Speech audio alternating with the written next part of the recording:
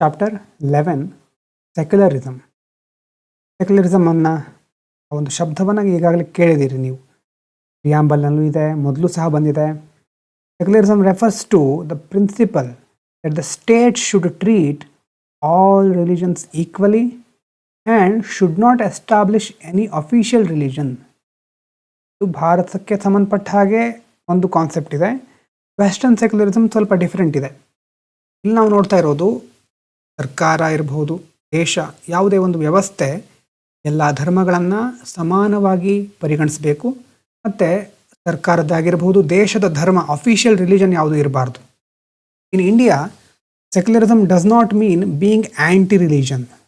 Instead it means equal respect for all religions. Religious freedom, ಪ್ರತಿಯೊಬ್ಬರಿಗೂ ಮುಖ್ಯವಾಗಿ ಯಾವುದೇ ಧರ್ಮವನ್ನು ಪಾಲಿಸಲಿಕ್ಕೆ ಅವಕಾಶ ಇದೆ, ಸ್ವಾತಂತ್ರ್ಯ ಇದೆ. And peaceful coexistence among diverse communities. ಇಷ್ಟೊಂದು ವೈವಿಧ್ಯ ಸಮಾಜದಲ್ಲಿ ಸಾಮರಸ್ಯದಿಂದ ಎಲ್ಲರೂ ಬಾಳಬೇಕು. ಹಾಗಾಗಿ Indian secularism is therefore based on the idea of Sarvadharma Samabhava. ಒಂದು ಸರ್ವಧರ್ಮ ಸಮಭಾವ ಅನ್ನುವಂಥದ್ದು ತತ್ವದ ಆಧಾರದ ಮೇಲೆ ಸೆಕ್ಯುಲರಿಸಮ್ ನಿಂತಿದೆ. ಇಲ್ಲಿ ಸಮಭಾವ, ಇಲ್ಲಿ ಒಂದು ವೇಳೆ ಇಲ್ಲದೆ ಇದ್ದರೆ ಅದನ್ನು ಆ್ಯಡ್ ಮಾಡ್ಕೊಳ್ಳಿ. ಇಂಗ್ಲೀಷ್ ನೋಟ್ಸಲ್ಲಿ ಸಮಭಾವ ಸರಿಯಾದ ಶಬ್ದ. Equal respect for all religions. ಆದರೆ ಭಾರತದಲ್ಲಿ ಎಷ್ಟು ಧರ್ಮಗಳಿದೆ ಅಲ್ವಾ? Most religiously diverse country. Hindu, Muslim, Christian, Sikhs, Buddhist, Jain, Parsi, Jews, ಜೊತೆ ಕೆಲವೊಂದು ಟ್ರೈಬಲ್ ಫೇತ್ಸ್ ಎಲ್ಲ ಇದೆ. ಹಾಗಾಗಿ ಇಷ್ಟೆಲ್ಲ ಡೈವರ್ಸಿಟಿ ಇರಬೇಕಾದ್ರೆ ಎಲ್ಲರೂ ಒಟ್ಟಿಗೆ, ಅದರಲ್ಲೂ ಪೀಸ್ಫುಲ್ ಆಗಿ, ವಿತ್ ಹಾರ್ಮೋನಿಯಸ್, ಅದರಲ್ಲೂ ಡೆಮೋಕ್ರಸಿ ಉಳಿಬೇಕಾಗತ್ತೆ, ನ್ಯಾಷನಲ್ ಯೂನಿಟಿ ಇರಬೇಕಾಗತ್ತೆ. ಎಲ್ಲ ಇರಬೇಕು ಅಂತಂದರೆ ಸೆಕ್ಯುಲರಿಸಮ್ ಅನ್ನೋದು ಎಸೆನ್ಷಿಯಲ್. ಇಂಡಿಯಾ ಮತ್ತು ವೆಸ್ಟರ್ನ್ ಸೆಕ್ಯುಲರಿಸಮ್ ಏನು difference? Indian secularism it's different from the western secularism. Western ಸೆಕ್ಯುಲರಿಸಮ್ಗೆ ನೆಗೆಟಿವ್ ಸೆಕ್ಯುಲರಿಸಮ್ ಅಂತ ಸಹ ಕರೀತಾರೆ. ಅಲ್ಲಿ ಹೇಗಿರುತ್ತೆ ಅಂತಂದರೆ ಸ್ಟೇಟ್ ಮತ್ತು ರಿಲಿಜನ್ ಕಂಪ್ಲೀಟ್ ಸಪರೇಟ್ ಆಗಿರುತ್ತೆ. ಸರ್ಕಾರ ಯಾವುದೇ ಒಂದು ಹಂತದಲ್ಲೂ ರಿಲಿಜನ್ನಲ್ಲಿ ಪಾಲ್ಗೊಳ್ಳೋದಿಲ್ಲ. State does not interfere in religious matters. Religion is treated mainly as a private affair. ಧರ್ಮ ಅನ್ನೋದು ಒಂದು ಪ್ರೈವೇಟ್ ಅಫೇರ್, ಅದು ಪಬ್ಲಿಕ್ ಅಫೇರ್ ಅಲ್ಲ ಅಂತ ಪರಿಗಣಿಸ್ತಾರೆ. ಉದಾಹರಣೆಗೆ ಫ್ರಾನ್ಸು, US ಎಲ್ಲ ಆ ಥರ ಇರುತ್ತೆ. ಫ್ರೆಂಚ್ ಮಾಡೆಲಲ್ಲಿ France follows very strict secular system. ಅಂದರೆ religious symbols in public institutions are restricted. ಸಾರ್ವಜನಿಕ ವಲಯದಲ್ಲಿ ಮತ್ತು ಸಾರ್ವಜನಿಕ ಸಂಸ್ಥೆಗಳಲ್ಲಿ ರಿಲಿಜಿಯಸ್ ಸಿಂಬಾಲ್ಗಳನ್ನು ಯೂಸ್ ಮಾಡೋ ಹಾಗಿಲ್ಲ, ರೆಸ್ಟ್ರಿಕ್ಷನ್ಸ್ ಇದೆ ಅದಕ್ಕೆ. ಹಾಗಾಗಿ keep religion completely outside public life. Public ಲೈಫಲ್ಲಿ ರಿಲಿಜನಿನ ಒಂದು ಪ್ರಶ್ನೆನೇ ಬರಬಾರ್ದು. ಇದು ಫ್ರೆಂಚ್ ಮಾಡೆಲ್. ಇಂಡಿಯನ್ ಮಾಡೆಲ್ ಏನಂತಂದರೆ ಪಾಸಿಟಿವ್ ಸೆಕ್ಯುಲರಿಸಮ್ ಅಂತಂದರೆ respect all religions equally, maintains principle distance, may intervene to reform social evils. ಅದರಲ್ಲೂ ಏನೇನು ಬಂತು ನೋಡಿ, ಎಲ್ಲ ರಿಲಿಜನನ್ನು ಒಂದೇ ರೀತಿ ಗೌರವದಿಂದ ಪರಿಗಣಿಸೋದು, ಮತ್ತು ಪ್ರಿನ್ಸಿಪಲ್ ಡಿಸ್ಟೆನ್ಸ್, ಸಮಾನ ಅಂತರವನ್ನು ಕಾಯ್ದುಕೊಳ್ಳೋದು, ಮತ್ತು ಏನಾದರೂ ಸೋಷಿಯಲ್ ಇವಿಲ್ಗಳಿದ್ದರೆ ಯಾವುದೇ ಧರ್ಮದಲ್ಲಿ ಅದನ್ನು ರಿಫಾರ್ಮ್ ಮಾಡೋದು. ಅದಕ್ಕೋಸ್ಕರ ಸರ್ಕಾರ ಮಧ್ಯಸ್ಥಿಕೆ ವಹಿಸುತ್ತೆ. ಇಲ್ಲಿ state is neither completely separate from religion ನಾರ್ ಕಂಟ್ರೋಲ್ಡ್ ಬೈ ರಿಲಿಜನ್. ಕಂಪ್ಲೀಟ್ ಆಗಿ ರಿಲಿಜನ್ನಿಂದ ಸಪ್ರೇಟ್ ಆಗಿನೂ ಉಳಿಯೋದಿಲ್ಲ, ಹಾಗಂತ ರಿಲಿಜನ್ನೇ ಎಲ್ಲ ಕಂಟ್ರೋಲ್ ಮಾಡುತ್ತೆ ಅಂತಲೂ ಅಲ್ಲ. ಅದಕ್ಕೋಸ್ಕರನೇ ಹೇಳೋದು ಪ್ರಿನ್ಸಿಪಲ್ ಡಿಸ್ಟೆನ್ಸ್ ಅಂತ. ಏನು ಪ್ರಿನ್ಸಿಪಲ್ ಡಿಸ್ಟೆನ್ಸ್ ಅಂತಂದರೆ state may intervene in religion. ಸರ್ಕಾರ ಮಧ್ಯದಲ್ಲಿ ಭಾಗವಹಿಸಬಹುದು. ಯಾವಾಗ ಅಂತಂದರೆ not to promote religion but to ensure justice, equality and reform. Religion promote ಮಾಡಲಿಕ್ಕೆ ಸರ್ಕಾರ ಮಧ್ಯದಲ್ಲಿ ಭಾಗವಹಿಸೋದಿಲ್ಲ, ಮಧ್ಯಸ್ಥಿಕೆ ವಹಿಸೋದಿಲ್ಲ. ಅದರ ಬದಲು ಜಸ್ಟಿಸ್, ಇಕ್ವಾಲಿಟಿ ಅಥವಾ ಏನಾದರೂ ಸುಧಾರಣೆಗಳ ಅವಶ್ಯಕತೆ ಇದ್ದಾಗ ಸರ್ಕಾರ ಕ್ರಮವನ್ನು ಕೈಗೊಳ್ಳುತ್ತೆ. ಸ್ಟೇಟ್ ಇಂಟರ್ವೆನ್ಷನ್ಗೆ ಎಕ್ಸಾಂಪಲ್ ನೋಡಿ, ಅನ್ಟಚಬಿಲಿಟಿ ಇತ್ತು, ಅದನ್ನು ಅಬಾಲಿಷನ್ ಮಾಡಿದರು. ಟೆಂಪಲ್ ಎಂಟ್ರಿ ರಿಫಾರ್ಮ್ಗಳನ್ನು ಮತ್ತು ಟ್ರಿಪಲ್ ತಲಾಕ್ ಮೇಲೆ ಬ್ಯಾನ್ ಮಾಡಿರೋದು, ಶಬರಿಮಲಾ ಜಡ್ಜ್ಮೆಂಟ್, ಇದೆಲ್ಲ ಏನು ಸ್ಟೇಟ್ ಇಂಟರ್ವ್ಯೂನ್ ಮಾಡ್ತಾ ಇರೋದಕ್ಕೆ ಎಕ್ಸಾಂಪಲ್. ಇನ್ನು ವೆಸ್ಟರ್ನ್ ಮತ್ತು ಇಂಡಿಯನ್ ಕಂಪ್ಯಾರಿಟಿವ್ ನಾವು ನೋಡೋದಾದರೆ ನೇಚರ್ ಹೇಗಿದೆ ವೆಸ್ಟರ್ನ್ದು? ಕಂಪ್ಲೀಟ್ ಸಪರೇಷನ್, ಸ್ಟೇಟ್ ಬೇರೆ ರಿಲಿಜನ್ ಬೇರೆ. ಭಾರತದಲ್ಲಿ equal respect for all religion. ವೆಸ್ಟರ್ನಲ್ಲಿ ನಾನ್ ಇಂಟರ್ಫರೆನ್ಸ್, ಆದರೆ ಭಾರತದಲ್ಲಿ principled intervention. Western private matter, religion ಅನ್ನೋದು ಒಂದು ಪ್ರೈವೇಟ್ ಮ್ಯಾಟರ್ ಅಂತ ಹೇಳುತ್ತೆ. ಭಾರತದಲ್ಲಿ ಪಬ್ಲಿಕ್ ಮತ್ತು ಪ್ರೈವೇಟ್ ಎರಡೂ ಕಡೆಯಾದ ರಿಲಿಜನಿನ ಪ್ರೆಸೆನ್ಸ್ ನೋಡಬಹುದು. ಮತ್ತು ಇಲ್ಲಿ ವೆಸ್ಟರ್ನಲ್ಲಿ ಪ್ರಿವೆಂಟ್ ರಿಲಿಜಿಯಸ್ ಕಂಟ್ರೋಲ್ ಅಲ್ವಾ, ರಿಲಿಜನ್ ಕಂಟ್ರೋಲ್ ಮಾಡಲಿಕ್ಕೆ ಬಿಡೋದಿಲ್ಲ. ಆದರೆ ನಮ್ಮ ದೇಶದಲ್ಲಿ ಹಾರ್ಮನಿ, ಡೈವರ್ಸಿಟಿಯಲ್ಲಿ ಹಾರ್ಮನಿ ಇರಬೇಕು, ಮುಖ್ಯವಾದ ತತ್ವ. ಇನ್ನು ಕಾನ್ಸ್ಟಿಟ್ಯೂಷನ್ನಲ್ಲೇ ಇದೆ ಸೆಕ್ಯುಲರ್ ಅನ್ನುವಂಥ ಶಬ್ದ, ಅದನ್ನು ಆ್ಯಡ್ ಮಾಡಿದ್ದಾರೆ ಆಮೇಲೆ 42nd amendment of Indian constitution. ಏನು ಹೇಳ್ತಾರೆ ಈಗ ಹೇಗಿದೆ, sovereign socialist secular democratic republic. ಇದು ನಮ್ಮ ದೇಶದ ಒಂದು ಮುಖ್ಯವಾದ ತತ್ವ. ಇನ್ನು ಫಂಡಮೆಂಟಲ್ ರೈಟಲ್ಲೂ ಆರ್ಟಿಕಲ್ 14 ಈಕ್ವಾಲಿಟಿ ಬಿಫೋರ್ ಲಾ ಇದೆ. ಪ್ರತಿಯೊಬ್ಬರು ಇರ್ರೆಸ್ಪೆಕ್ಟಿವ್ ಆಫ್ ರಿಲಿಜನ್, ಯಾವುದೇ ಧರ್ಮಕ್ಕೆ ಸೇರಿರಲಿ ಎಲ್ಲರೂ ಸಮಾನರು. 15 ಮತ್ತು 16ನೇ ಆರ್ಟಿಕಲ್ಲು ನೋಡಿ, ಇಲ್ಲೂ ರಿಲಿಜನ್ ಅಂತ ಬಂದಿದೆ, ಅಂದರೆ ರಿಲಿಜನ್ ಬೇಸಿಸ್ ಮೇಲೆ ಡಿಸ್ಕ್ರಿಮಿನೇಟ್ ಮಾಡೋ ಹಾಗಿಲ್ಲ. Article 25 freedom of conscience and freedom, ಅಂದರೆ ಯಾವುದೇ ಧರ್ಮವನ್ನು ಪ್ರಾಕ್ಟೀಸ್ ಮತ್ತು ಪ್ರೊಪಗೇಟ್ ಮಾಡಬಹುದು. Religious freedom is not absolute, state can impose restrictions. ಗೊತ್ತಿರಲಿ ಇದು. ರಿಲಿಜನ್ ಫ್ರೀಡಮ್, ನಾನು ಹೇಗೆ ಬೇಕಾದರೂ ಇರಬಹುದು, ನನ್ನ ಧರ್ಮ ಅಂತ ಏನು ಬೇಕಾದರೂ ಮಾಡ್ಬೋದು ಅಂತ ಅಲ್ಲ. Public order, morality, health, social reform, ಈ ಒಂದು ಅಂಶಗಳನ್ನು ಕನ್ಸಿಡರ್ ಮಾಡಿ ಧರ್ಮವನ್ನು ಪಾಲಿಸಬೇಕಾಗತ್ತೆ. ಸರ್ಕಾರ ಈ ಅಂಶಗಳ ಆಧಾರದ ಮೇಲೆ ರಿಸ್ಟ್ರಿಕ್ಷನನ್ನು ಹಾಕಬಹುದು. ಇನ್ನು ಆರ್ಟಿಕಲ್ 26 ರಿಲಿಜಿಯಸ್ ಗ್ರೂಪ್ಸ್ಗಳೇನು ಮಾಡಬಹುದು, ತಮ್ಮ ರಿಲಿಜಿಯಸ್ ಅಫೇರ್ಗಳನ್ನು ಮ್ಯಾನೇಜ್ ಮಾಡಬಹುದು. 27 ಯಾವುದೇ ಒಂದು ಪರ್ಸನಿಗೆ ಸ್ಪೆಸಿಫಿಕ್ ರಿಲಿಜನನ್ನು ಪ್ರಮೋಟ್ ಮಾಡೋದಕ್ಕೆ ಟ್ಯಾಕ್ಸ್ ಪೇ ಮಾಡಲಿಕ್ಕೆ ಫೋರ್ಸ್ ಮಾಡೋ ಹಾಗಿಲ್ಲ. 28 ಏನು ಹೇಳುತ್ತೆ, compulsory religious instruction state funded ಇನ್ಸ್ಟಿಟ್ಯೂಷನ್ಗಳಲ್ಲಿ. ಡೀಟೇಲ್ ಆಗಿ ನೋಡೋಣ ಕ್ವಾಲಿಟಿಯಲ್ಲಿ, ಆದರೂ ಇಲ್ಲಿ ಮೆನ್ಷನ್ ಮಾಡ್ತಾ ಇದ್ದೇನೆ. Article 28 protects people from compulsory religious instruction in state funded institutions. ಸರ್ಕಾರದಿಂದಾನೇ ಅನುದಾನವನ್ನು ಪಡ್ಕೊಳ್ತಾ ಇರುವಂಥ ಇನ್ಸ್ಟಿಟ್ಯೂಷನ್ಗಳಲ್ಲಿ ರಿಲಿಜಿಯಸ್ ಇನ್ಸ್ಟ್ರಕ್ಷನ್ ಕೊಡೋ ಹಾಗಿಲ್ಲ. ಮತ್ತು article 29-30 protect cultural and educational right of ಮೈನಾರಿಟಿಗಳ ಕಲ್ಚರ್ ಮತ್ತು ಎಜುಕೇಷನ್ ರೈಟ್ ಪ್ರೊಟೆಕ್ಟ್ ಮಾಡುತ್ತೆ. ಅದು ಸಂವಿಧಾನದಲ್ಲಿ ನೋಡುವಂಥ ಪ್ರಮುಖವಾದ ಅಂಶ, ರಿಲಿಜನ್ಗೆ ಸಂಬಂಧಪಟ್ಟಿರೋದು. ಇನ್ನು ಬೇಸಿಕ್ ಸ್ಟ್ರಕ್ಚರ್, ಸೆಕ್ಯುಲರಿಸಮ್ ಅನ್ನೋದು ಒಂದು ಬೇಸಿಕ್ ಸ್ಟ್ರಕ್ಚರ್ ಅಂತ ಹೇಳ್ತಾರೆ. ಯಾವುದರಲ್ಲಿ SR ಬೊಮ್ಮಾಯಿ ಮತ್ತು ಯೂನಿಯನ್ ಆಫ್ ಇಂಡಿಯಾ ಕೇಸ್ನಲ್ಲಿ supreme court declared secularism as part of the basic structure of the constitution. ಅದರ ಅರ್ಥ ಏನು, it cannot be destroyed even through constitutional amendment. ಯಾವುದೇ ಸಂವಿಧಾನದ ತಿದ್ದುಪಡಿಯಿಂದ ಸೆಕ್ಯುಲರಿಸಮನ್ನು ತೆಗೆದುಹಾಕ್ಲಿಕ್ಕೆ ಆಗೋದಿಲ್ಲ. ಇನ್ನು next, why India need secularism. ಹಾಗಾದರೆ ಸೆಕ್ಯುಲರಿಸಮ್ ಯಾಕೆ ಬೇಕು ನಮಗೆ ಅಂತ ನೋಡೋದಾದರೆ, ಭಾರತ ಡೈವರ್ಸಿಟಿ ತುಂಬ ಹೊಂದಿದೆ. ಆ ಡೈವರ್ಸಿಟಿಗೆ ನ್ಯೂಟ್ರಲ್ ಸ್ಟೇಟ್ ಬೇಕು, ಪಕ್ಷಪಾತವನ್ನು ಮಾಡಬಾರ್ದು ಸರ್ಕಾರ. Without secularism religious tension May increase. Secularism ಇಲ್ಲದೆ ಇದ್ದರೆ ಟೆನ್ಷನ್, ಧಾರ್ಮಿಕ ಸಂಘರ್ಷಗಳು ಜಾಸ್ತಿ ಆಗಬಹುದು.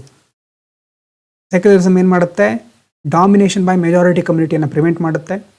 ರಿಲಿಜಿಯಸ್ ಡಿಸ್ಕ್ರಿಮಿನೇಷನ್ ಅದನ್ನು ಸಹ ಪ್ರಿವೆಂಟ್ ಮಾಡುತ್ತೆ. ಮತ್ತು tyranny of majority. In democracy majority rule should not become oppression of minority. ಮೆಜಾರಿಟಿಯವರು ಅಧಿಕಾರಕ್ಕೆ ಬಂದಿರ್ತಾರೆ, ಅಧಿಕಾರ ಇದೆ ಅಂತ ಮಾತ್ರಕ್ಕೆ ಅವರು ಮೈನಾರಿಟಿಯವರನ್ನು ದೌರ್ಜನ್ಯ ಮಾಡೋ ಹಾಗಿಲ್ಲ ಅವ್ರ ಮೇಲೆ. Secularism protects minority dignity and rights. ಈ ಮೈನಾರಿಟಿಯವರ ಡಿಗ್ನಿಟಿ ರೈಟನ್ನು ಸೆಕ್ಯುಲರಿಸಮ್ ಪ್ರೊಟೆಕ್ಟ್ ಮಾಡುತ್ತೆ. ಮತ್ತು ಇಡೀ ದೇಶವನ್ನು ಇಂಟಿಗ್ರೇಟ್ ಮಾಡಲಿಕ್ಕೆ ಸೆಕ್ಯುಲರಿಸಮ್ ಒಂಥರ ಗ್ಲೂ, ಎಲ್ಲವನ್ನು ಒಗ್ಗೂಡಿಸುವಂಥ ಒಂದು ಗ್ಲೂ ಥರ, ಯುನಿಫೈಯಿಂಗ್ ಫೋರ್ಸ್ ಥರ ಸೆಕ್ಯುಲರಿಸಮ್ ಆ್ಯಕ್ಟ್ ಮಾಡುತ್ತೆ. ಇದರಿಂದ ಯುನಿಟಿ ಇನ್ ಡೈವರ್ಸಿಟಿಯನ್ನು ನಾವು ಕಾಪಾಡ್ಕೊಂಡು ಮುಂದೆ ಹೋಗ್ಬೋದು. ಡೆಮೋಕ್ರೆಟಿಕ್ ಇಕ್ವಾಲಿಟಿಗೆ ಸಹ ಸೆಕ್ಯುಲರಿಸಮ್ ಇಂಪಾರ್ಟೆಂಟ್.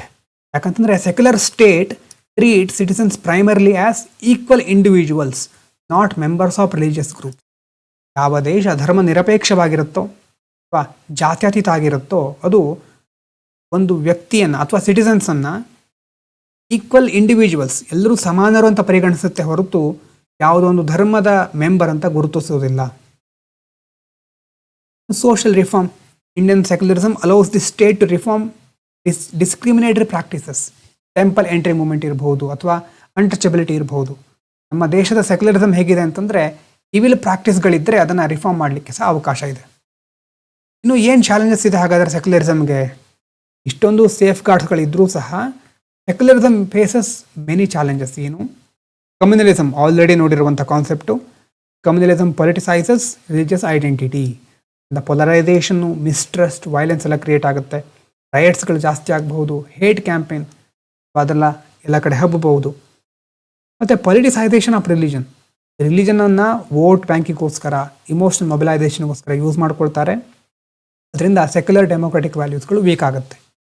ಮತ್ತು religious extremism, radical and fundamentalist groups ಇವೆಲ್ಲ ಏನು ಪ್ರಮೋಟ್ ಮಾಡುತ್ತೆ? ಇಂಟಾಲರೆನ್ಸ್, ಎಕ್ಸ್ಕ್ಲೂಸಿವಿಸಮ್, ಹೇಟ್ರೆಡನ್ನು ಪ್ರಮೋಟ್ ಮಾಡುತ್ತೆ. ಆ ಎಕ್ಸ್ಟ್ರೀಮಿಸಮ್, ಅತಿಯಾದ ಧಾರ್ಮಿಕ ಅಂಧಭಕ್ತಿ, ಅದು ಒಳ್ಳೆಯದಲ್ಲ.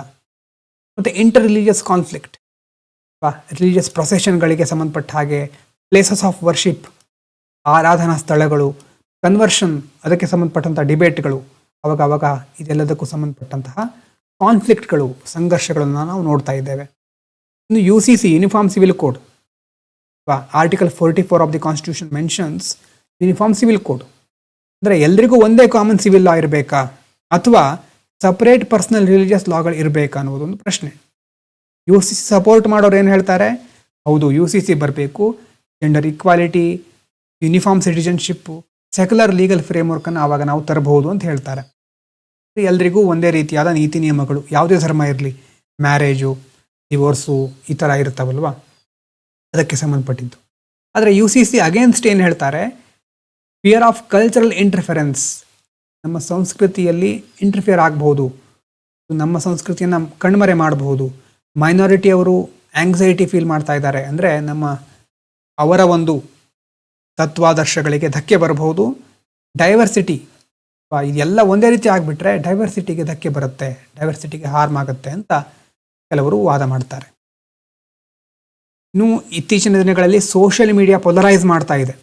ಡಿಜಿಟಲ್ ಮೀಡಿಯಾಗಳು ಅಥವಾ ಡಿಜಿಟಲ್ ಪ್ಲಾಟ್ಫಾರ್ಮ್ಗಳು fake news, hate speech, religious ಮಿಸ್ಇನ್ಫಾರ್ಮೇಷನನ್ನು ಜಾಸ್ತಿ ಆ್ಯಂಪ್ಲಿಫೈ ಮಾಡ್ತಾ ಇವೆ, ಜಾಸ್ತಿ ಹಬ್ಬಿಸ್ತಾ ಇವೆ. ಸೆಕ್ಯುಲರಿಸಮ್ ಮತ್ತು ಸೋಷಿಯಲ್ ರಿಫಾರ್ಮ್, ಈ ಪಾಯಿಂಟನ್ನು ನೋಡೋದಾದರೆ, Indian secularism is linked with social justice. Secularism ಮತ್ತು ಸೋಷಿಯಲ್ ಜಸ್ಟಿಸ್ ಎರಡೂ ಬಹಳ ಇಂಪಾರ್ಟೆಂಟ್, ಒಂದಕ್ಕೊಂದು ಸಂಬಂಧವನ್ನು ಹೊಂದಿರೋದು. ಟ್ರಿಪಲ್ ತಲಾಕ್ ಬ್ಯಾನ್ ಗೊತ್ತಿರೋದು ನಿಮಗೆ ಅಲ್ವಾ, ತ್ರಿವಳಿ ತಲಾಕ್ ಬ್ಯಾನ್ ಮಾಡಿರೋದು. ಸ್ಟೇಟ್ ಯಾಕೆ ಇಂಟರ್ವ್ಯೂನ್ ಮಾಡ್ತಾ ಇದೆ ಅಂತಂದರೆ, ಜೆಂಡರ್ ಜಸ್ಟಿಸ್, ಕಾನ್ಸ್ಟಿಟ್ಯೂಷನಲ್ ಈಕ್ವಾಲಿಟಿ, ಇದನ್ನು ಎನ್ಶೂರ್ ಮಾಡ್ಕೊಳ್ಳಿಕ್ಕೆ. ಶಬರಿಮಲಾ ಜಡ್ಜ್ಮೆಂಟಲ್ಲೂ ಸಹ ಹಾಗೆ ರಿಲಿಜಿಯಸ್ ಫ್ರೀಡಮ್ ಮತ್ತು ಜೆಂಡರ್ ಈಕ್ವಾಲಿಟಿ, ಇಂತಹ ವೈರುಧ್ಯಗಳನ್ನು ಪರಿಹರಿಸಲಿಕ್ಕೆ ಸರ್ಕಾರ ಆವಾಗ ಇಂಟರ್ವ್ಯೂನ್ ಮಾಡ್ತಾ ಇರುತ್ತೆ, ಮಧ್ಯ ಪ್ರವೇಶಿಸಿ ಕ್ರಮಗಳನ್ನು ಕೈಗೊಳ್ತಾ ಇರುತ್ತೆ. ಹಾಗಾಗಿ Indian secularism tries to balance religious liberty, social reform, constitutional morality, ಬಹಳ ಇಂಪಾರ್ಟೆಂಟ್ ಆದಂಥ ವಿಷಯ.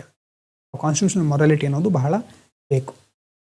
ಏನು ಕಾನ್ಸ್ಟಿಟ್ಯೂಷನಲ್ ಮೊರಾಲಿಟಿ ಅಂತಂದರೆ, ಸಂವಿಧಾನದಲ್ಲಿ ಲಿಬರ್ಟಿ, ಈಕ್ವಾಲಿಟಿ, ಫ್ರ್ಯಾಟರ್ನಿಟಿ, ಜಸ್ಟಿಸ್ ಅಂತೆಲ್ಲ ಇದೆಯಲ್ವಾ, ಪ್ರಿಯಾಂಬಲಲ್ಲಿ ಇದೆ. ಇವುಗಳ ನೀವು ಈಗ ನೋಡದೇ ಇದ್ದರೆ ಮುಂದೆ ಓದ್ತೀರಾ ಅದನ್ನು. ಅದು ಕಾನ್ಸ್ಟಿಟ್ಯೂಷನಲ್ ವ್ಯಾಲ್ಯೂಸ್ಗಳು, ಈಕ್ವಾಲಿಟಿ, ಲಿಬರ್ಟಿ, ಡಿಗ್ನಿಟಿ. ಈ ಒಂದು ವ್ಯಾಲ್ಯೂಸ್ಗಳಿಗೆ ಹೆಚ್ಚು ಮಹತ್ವ ಕೊಡಬೇಕು ನಾವು.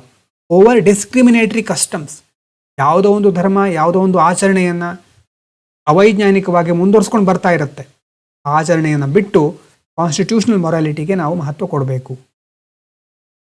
ಇನ್ನು ರೋಲ್ ಆಫ್ ಸೊಸೈಟಿ, ಸೆಕ್ಯುಲರಿಸಮ್ ಅನ್ನೋದು ಬರೀ ಕಾನೂನುಗಳನ್ನು ಜಾರಿಗೊಳಿಸಿದರೆ ಸಾಕಾಗೋದಿಲ್ಲ, ಅದು ಉಳಿಲಿಕ್ಕೆ ಸೊಸೈಟಿಯ ಪಾತ್ರ ಬಹಳ ಇಂಪಾರ್ಟೆಂಟ್.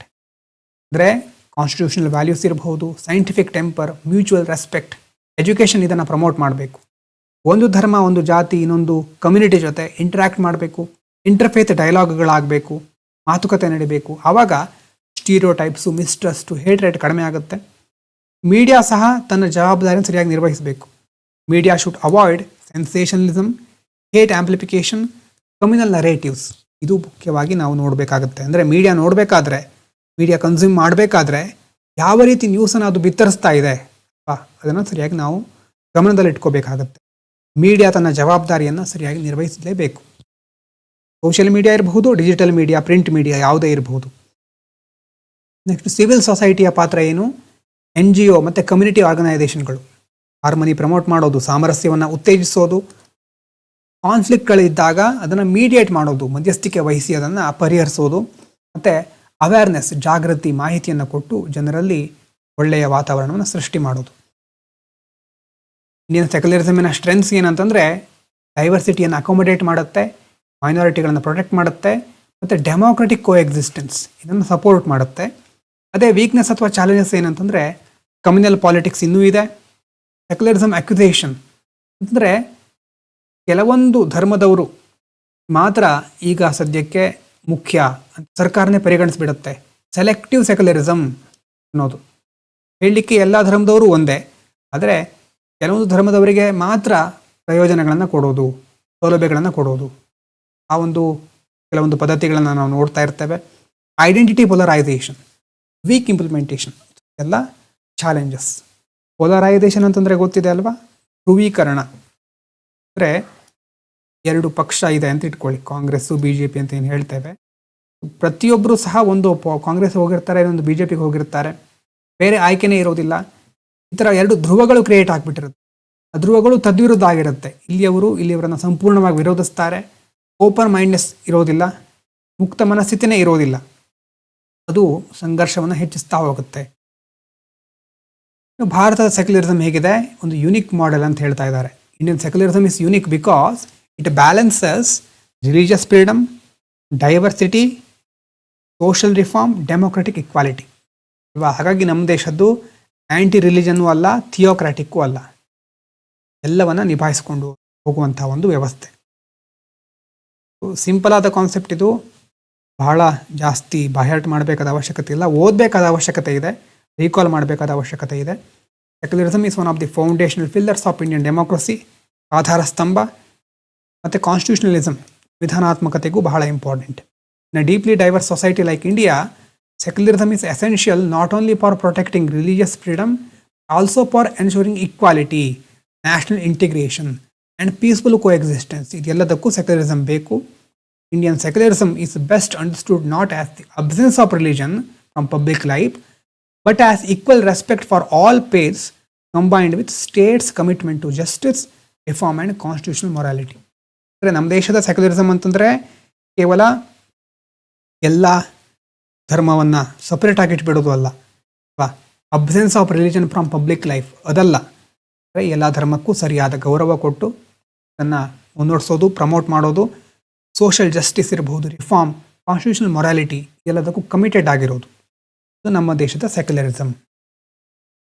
ಕಾನ್ಸೆಪ್ಟ್ ಅರ್ಥ ಆಗಿರ್ಬೋದು ಅಂತ ಅಂದ್ಕೊಳ್ತೇನೆ. ಇಲ್ಲಿಗೆ ನಮ್ಮ 11 ಚಾಪ್ಟರ್ಸು ಮುಗಿದಿದೆ.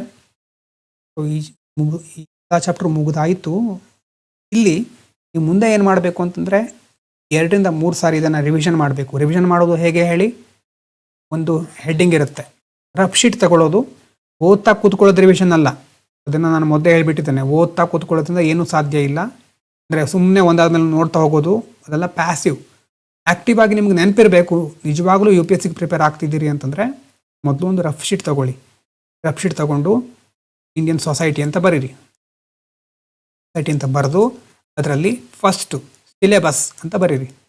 ಸಿಲೆಬಸ್ ಅಂತ ಬರ್ಕೊಂಡು ಸಿಲೆಬಸ್ನಲ್ಲಿ ಎಷ್ಟು ಪಾಯಿಂಟ್ ಇದೆ, 11 ಪಾಯಿಂಟ್ ಇದೆ. ಸಿಲೆಬಸ್ ಕೀವರ್ಡ್ ಮೊದಲು ನೆನಪಿರಬೇಕು ಪ್ರತಿಯೊಬ್ಬರಿಗೂ.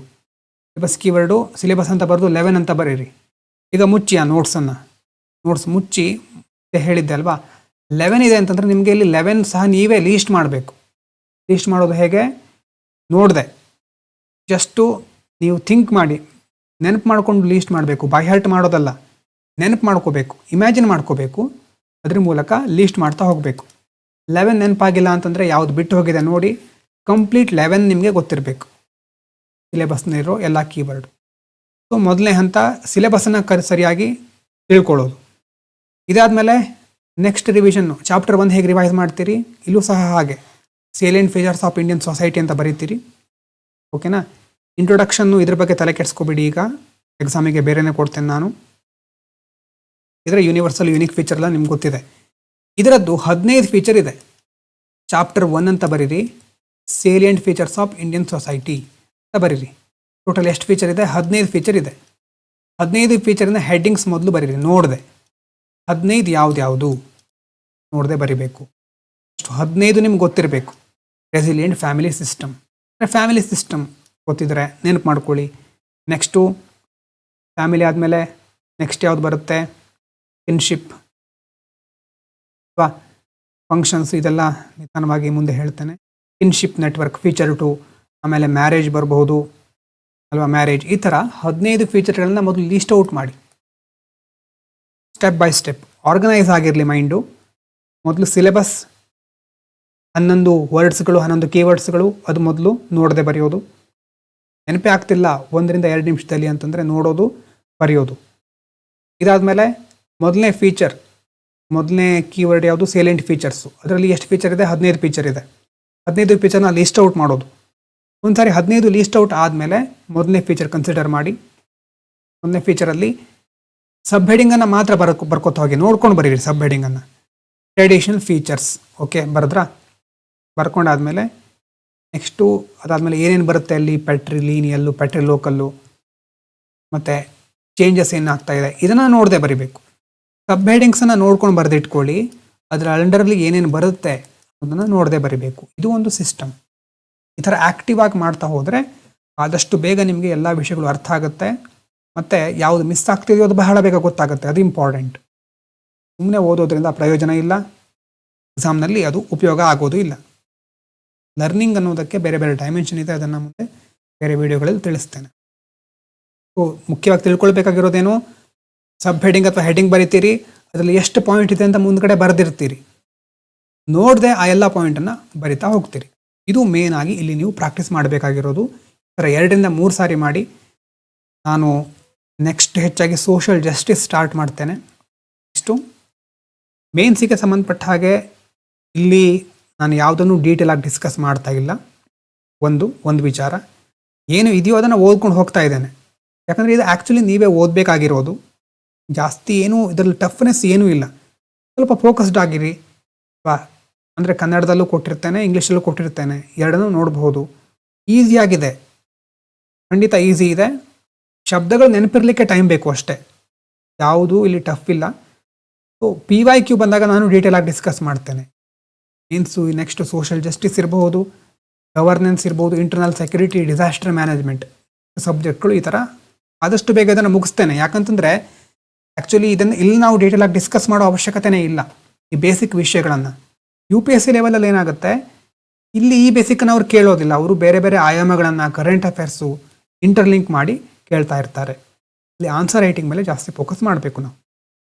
ಬೇಸಿಕ್ಕಾಗಿ ನೋಟ್ಸ್ ಓದಿ ಅರ್ಥ ಮಾಡ್ಕೊಳ್ಳಿ. ಏನಾದರೂ ಡೌಟ್ ಇದ್ದರೆ ಮೆಸೇಜ್ ಮಾಡಬಹುದು.